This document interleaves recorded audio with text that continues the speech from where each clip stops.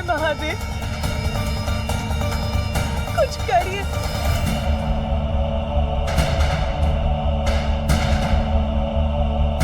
अन्यथा मैं भी अपना नियंत्रण खो दूंगी।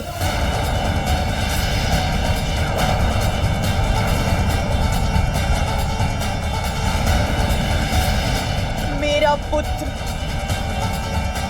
मेरा प्रिय पुत्र,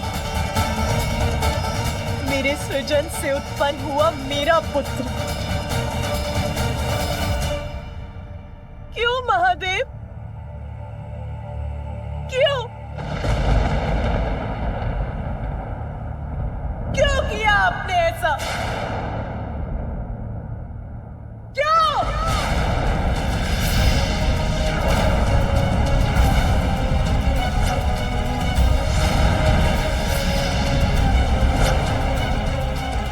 देवी पार्वती का क्रोध अपने चरम पर है, और अगर उन्होंने प्रचंड रूप धारण कर लिया तो अनर्थ हो जाएगा।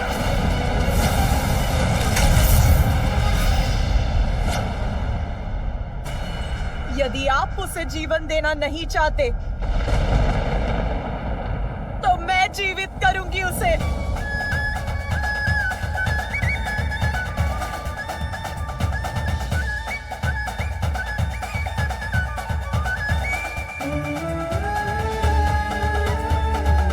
मैंने ही उसका सृजन कर उसे जीवन दिया है, तो मैं ही उसे पुनर्जीवित करूंगी।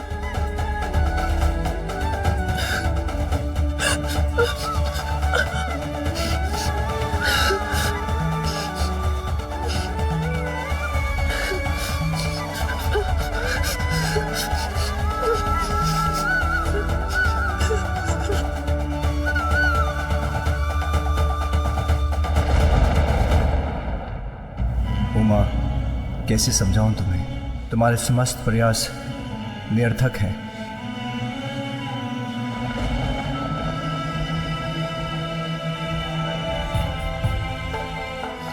ये क्या हो रहा है? इसका शेष क्यों नहीं बना पा रही हूं मैं? उसे जीवन क्यों नहीं दे पा रही हूं मैं?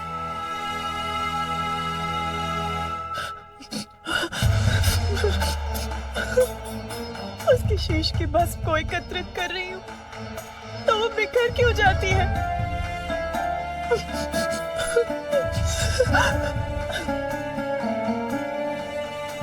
रुक जाओ उमा, तुम्हारा प्रयास व्यर्थ है। उसकी माँ हूं मैं, मेरा प्रयास व्यर्थ कैसे हो सकता है? ये शीश मेरे त्रिशूल के प्रहार से भस्म हुआ है, और मेरे त्रिशूल से भस्म होकर कोई पुनः जीवित नहीं हो सकता। इसका शीश सदा के लिए नष्ट हो चुका है। ये शीश मेरे त्रिशूल के प्रहार से भस्म हुआ है, और मेरे त्रिशूल से भस्म होकर कोई पुनः जीवित नहीं हो सकता। इसका शीश सदा के लिए नष्ट हो चुका है। तो सब कुछ नष्ट हो जाएगा। यदि मेरा पुत्र जीवित नहीं हो सकता तो संसार भी शेष नहीं रहेगा। ऐसी विनाश लीला उत्पन्न करूंगी मैं।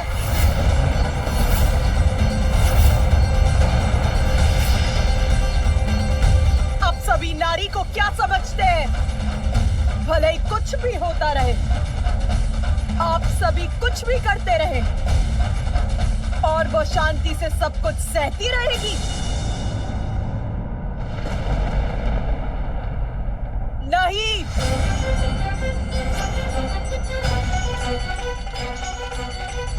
नारी संसार को जन्म दे सकती है तो उसको मिटा भी सकती है।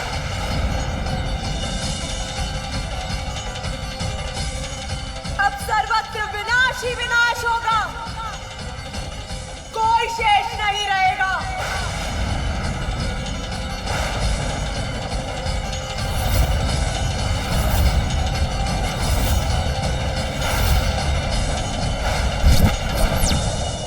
महादेव, देवी पार्वती का उग्र होना संसार के लिए उचित नहीं, उन्हें रोकिए।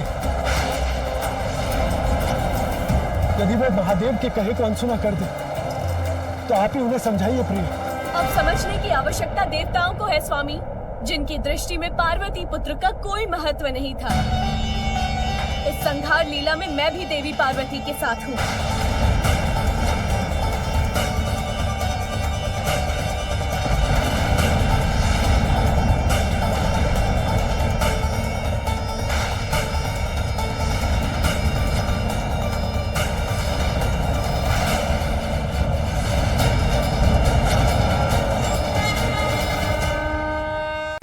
तुम्हारा अपराधी मैं हूं पार्वती। मैंने ही तुम्हारे पुत्र का वध किया है।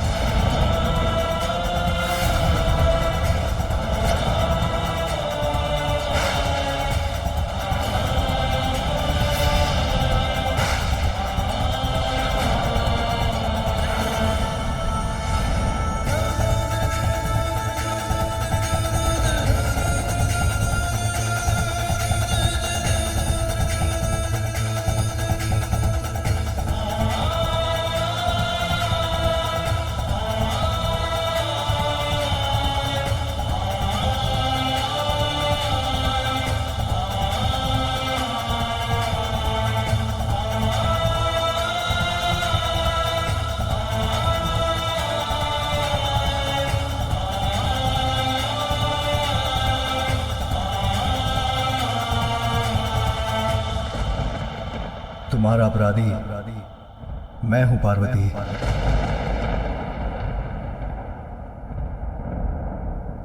आपने किया मेरे पुत्र का वध, किंतु क्यों स्वामी? ऐसा क्या अपराध किया था उस बालक ने? उत्तर दीजिए। मेरे पुत्र, उस अबोध बालक को प्राणदंड क्यों दिया आपने?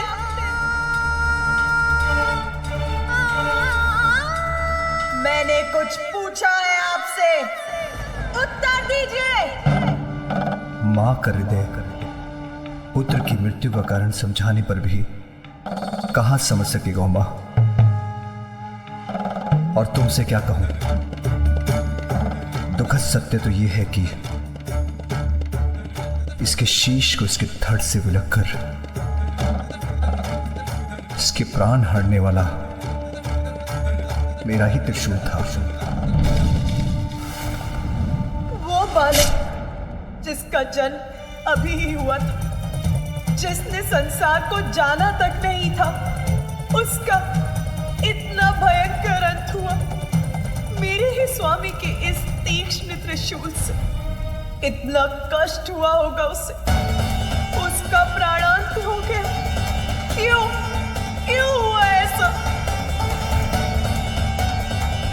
जो मेरे ही हृदय का स्वरूप था, मेरी ही कल्पना से जन्मा था, जो मेरी ही आज्ञा का पालन कर रहा था, उसके किस दोष के लिए ऐसा भीषण दंड दिया आपने उसे? उसके शीश को कैसे विलग किया आपने?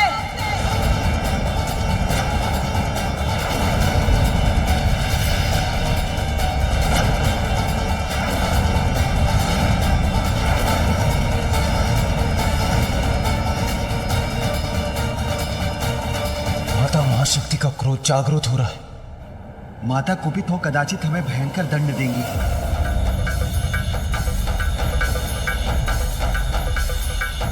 जो हुआ वो अत्यंत कष्टप्रद है उमा, किंतु नियति के चक्र से तो मैं भी मुक्त नहीं। ये मैं तुम्हें कैसे समझाऊं? हमें क्षमा कर दे माता।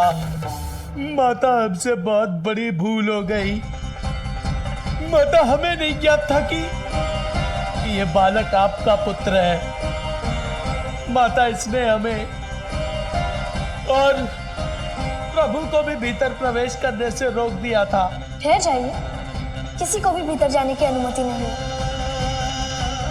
माता उसका विरोध कर भीतर प्रवेश करने का प्रयास किया तो उसने हम सभी को पराजित कर हमारी दुर्दशा कर दी।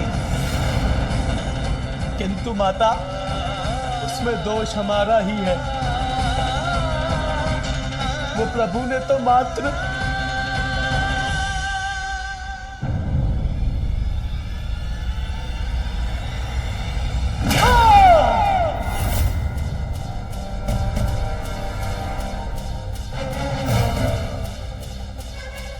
ऐसा रोष जागृत हुआ है माता महाशक्ति का कि उन्होंने नंदी को आकाश के अनंत विस्तार में भेज दिया।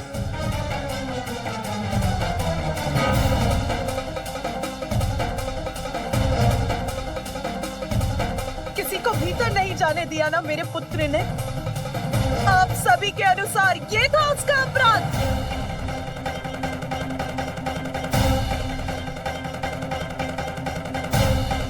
माता के आदेश का पालन करना आपकी दृष्टि में अपराध कब से हो गया देवराज? मैंने अपने पुत्र को आदेश दिया था कि वो किसी को भीतर ना आने दे। बताइए मुझे, उत्तर दीजिए। क्या पूर्ण निष्ठा और समर्पण से एक पुत्र का माता की आज्ञा का पालन करना अनुचित है? इसके लिए तो उसे पुरस्कृत करना चाहिए था। और आप सभी ने उसे दंडित करने की स्थिति उत्पन्न कर दी।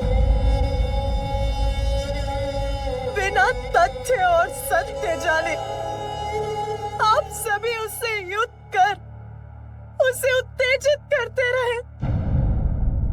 तनिक धैर्य भी नहीं रखा गया आप सभी से।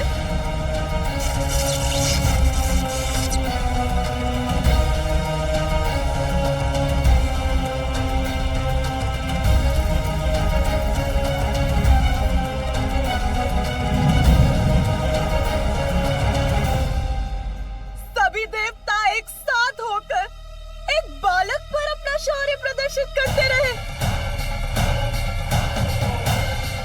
मेरे पुत्र को अपने प्राण देकर अपनी माता की आज्ञा का पालन करने के लिए विवश कर दिया आप सभी ने। क्यों किया ऐसा?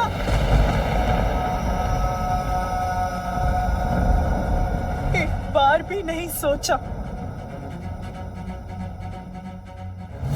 कि जिस असाधारण बालक ने आपको भवन में जाने से रोक दिया, जिसने अपनी शक्ति से आप सभी देवताओं को परास्त कर दिया, वो कौन हो सकता है? और यदि उसने आपको रोक ही दिया था तो थोड़ी प्रतीक्षा ही कर लेते।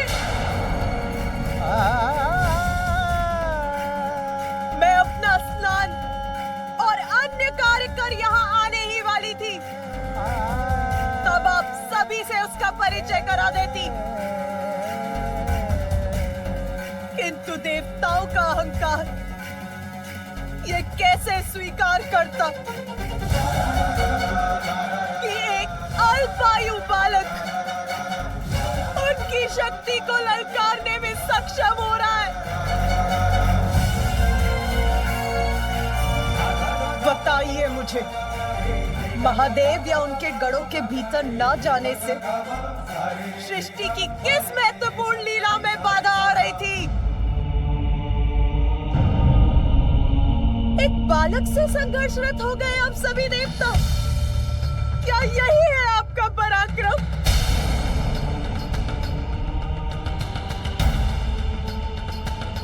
एक बालक से,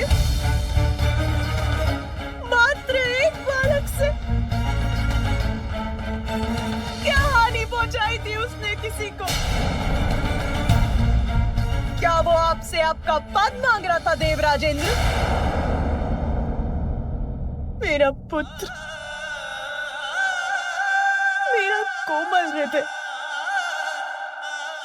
निष्ठावान, आज्ञाकारी पुत्र मेरी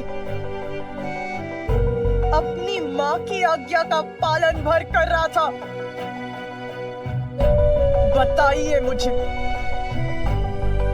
क्या इस घटना के बाद संसार का कोई भी पुत्र अपनी माता की आज्ञा का पालन करेगा? क्या किसी भी पुत्र में इतना साहस शेष रहेगा?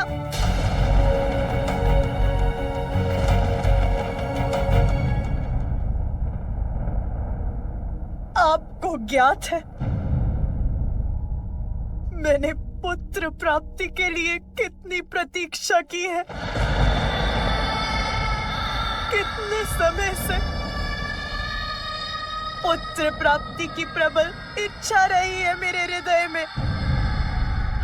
इसका तनिक भी अनुमान है आपको कि पुत्र प्राप्ति का वरदान प्राप्त करने के लिए मैंने कितने कष्ट सहे हैं? बताइए, है ज्ञात आपको?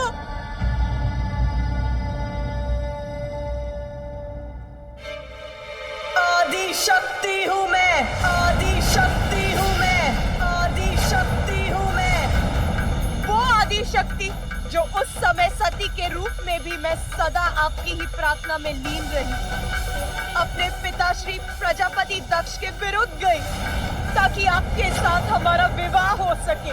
बस! सती, ये कदापि नहीं हो सकता। मैं तुम्हारा विवाह उस शिव बैरागी से कदापि नहीं होने दूंगा। अनेकों कष्ट सहे, तब कहीं जाकर ब्रह्मदेव की सहायता से हमारा विवाह हुआ। परंतु उस विवाह के बाद भी मेरे कष्ट कम नहीं हुए। पिताश्री द्वारा आपको यज्ञ में ना बुलाए जाने के पश्चात आपके सम्मान की रक्षा के लिए मुझे अपने प्राणों की आहुति तक देनी पड़ी।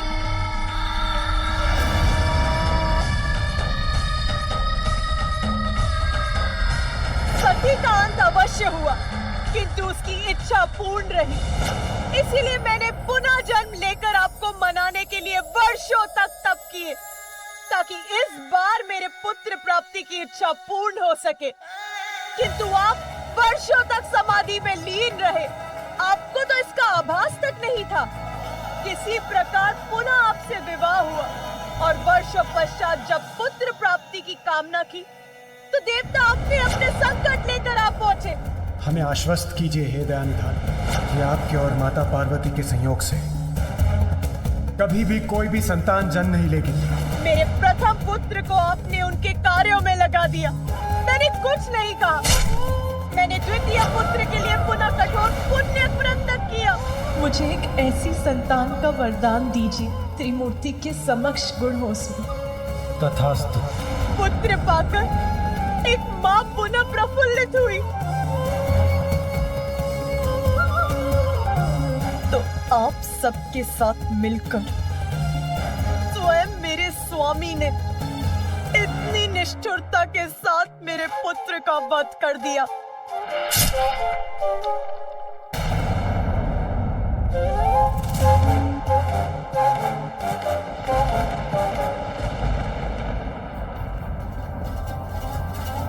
स्वामी,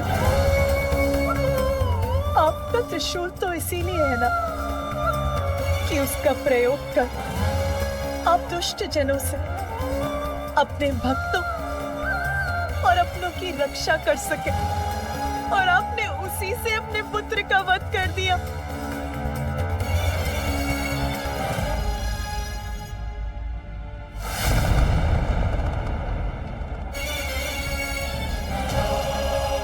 मुझे बताइए महादेव, क्या शीश विलक करने के सिवाय आप कुछ और भी कर सकते हैं?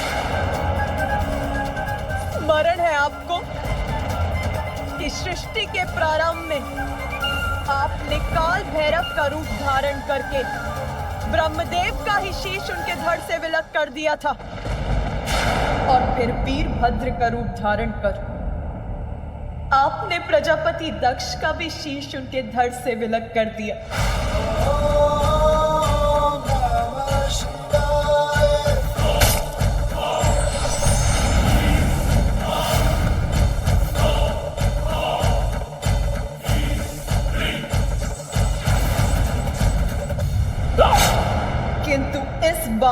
आप सभी सीमाएं लांघ गए। आपके जिस पुत्र को आपका स्नेह प्राप्त होना चाहिए था, आपने उसी पुत्र का शीश उसके शरीर से विलग कर दिया।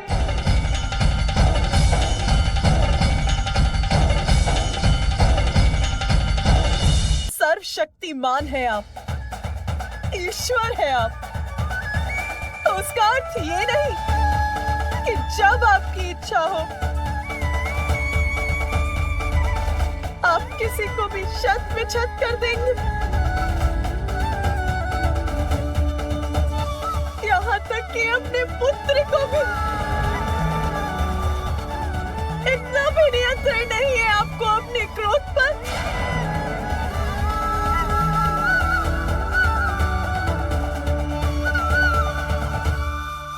मुझे मेरा पुत्र पुनः चाहिए।